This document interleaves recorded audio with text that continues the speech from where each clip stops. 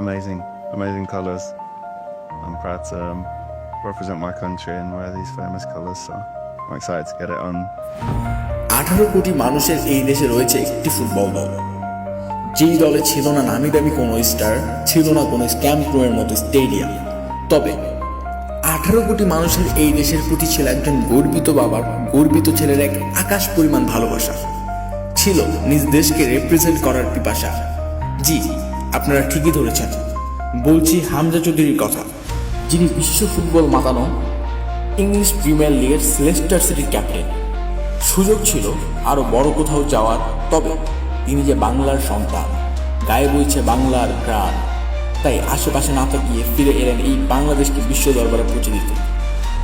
হামজা আসায় সর্বপ্রথম market value 4 million থেকে 1,09 মিলিয়ন পৌঁছে যায়, যা দেশের ফুটবলে আগে কখনোই ঘটতে দেখা যায়নি, এবং এটি ভারতের তুলনাও ছিল দ্বিগুণ। এরপরে শুরু হয় বাংলাদেশ ফুটবলের নবজাগরণ, যেই দেশের ফুটবলে ছিল না কোনো স্পন্সর, ছিল না দেখার মতো কেউ।